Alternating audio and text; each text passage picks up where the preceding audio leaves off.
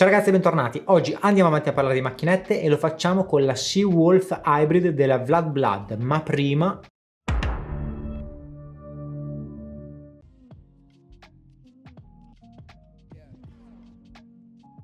Così è come si presenta la Seawolf: scatola in cartone, il loro marchio Vlad Blood, qua troviamo il loro sito internet, qua troviamo tutti i loro indirizzi, tutti i loro social, dentro troviamo la macchinetta, dentro ha un pluriball che non so ad oggi ancora il perché, ma a tante donne piace scoppiettarlo tutto, non ho capito, ma è così. E qua troviamo la Seawolf, dentro troviamo anche un libretto con l'articolo della macchinetta, un porta macchinetta in velluto per non fargli prendere i colpi e un libretto delle istruzioni completamente in inglese. Così è come si presenta la macchinetta davvero robusta, bella, importante, interessante, attacco RCA e attacco clipcord. Questa cosa è intelligente perché io posso usare la macchinetta con entrambi gli attacchi. Qua troviamo la barra sopra attaccata con delle brugole e una molla, quindi abbiamo la barra e una molla. Qua abbiamo l'albero motore attaccato al nostro motore abbastanza grande, direi un bel po' grande perché è un bel 28 mm di motore. Fissaggio del tubo a morsa, belle anche le greche con il logo della casa madre, questa versione black mi piace davvero tanto. Qua troviamo inciso scritto Vlad Blood 2021, telaio completamente in acciaio verniciato a polvere. La macchinetta ha uno stroke di 4 mm, pesa 160 grammi e il suo voltaggio va dai 4 agli 8 volt. Ora ve la accendo.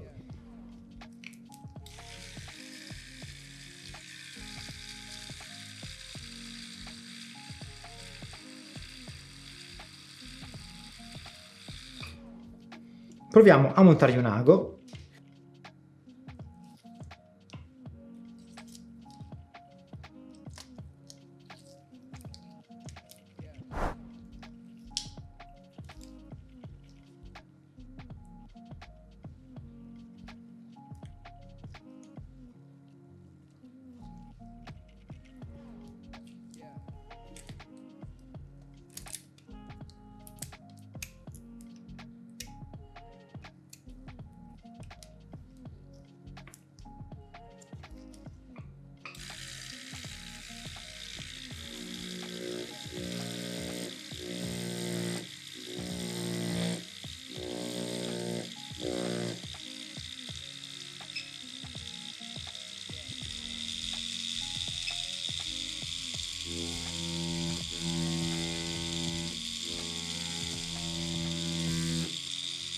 Ora sto provando a 6,8 mentre prima ero a 5 volt.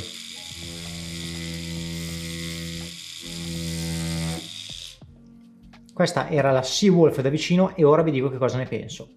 Seawolf Hybrid. Allora, visto che appunto Seawolf Hybrid, inizio col dirvi subito che secondo me non è una ibrida. L'hanno chiamata hybrid, non so perché, ma a mio avviso l'hybrid è una macchinetta che ha l'ago che si attacca su una parte che verrà poi mossa, ok, da una molla, e non una macchinetta che ha l'ago che si attacca direttamente al motore, perché è vero che questa macchinetta ha l'ago che si attacca su una parte dove c'è una molla, ma questa molla non serve quasi a niente perché l'albero, ok, viene mosso su e giù dal motore indipendentemente da questa molla addirittura non ammortizza niente o quasi niente perché non è una barra libera mossa da una molla, è una barra attaccata direttamente al motore tramite un albero, quindi lei è obbligata a girare insieme al motore. Quindi la molla ha un utilizzo parziale, molto parziale. Infatti se noi proviamo a fermarla lei non si ferma perché l'ago è attaccato direttamente al motore. Se fosse attaccato a una molla lei ammortizzerebbe molto di più, invece così lei va avanti a picchiare. A parte questo piccolo particolare che l'hanno chiamata hybrid, anche se a mio avviso hybrid non è, quindi magari loro avranno una concezione di ibrida diversa dalla mia, ma le ibride a mio avviso non sono macchinette che hanno una barra in alto, ma sono macchinette appunto dove l'ago non viene attaccato direttamente al motore, ma viene mosso da un'altra forza, che può essere una molla piuttosto che un magnete, ok? Quindi non è una ibrida, ma come si comporta? È un po' pesante perché è un motore bello grosso, 160 grammi, è vero, è un po' grossa, è un po' robusta, però lei spinge anche aghi abbastanza grossi, quindi anche per le linee, per le sfumature, quelle un po' strong, quelle grattate, non quelle molto soft, per il dot work, per il graffiato, è una macchinetta che secondo me va molto bene perché gira a voltaggi molto bassi, a voltaggi anche bassi picchietta abbastanza.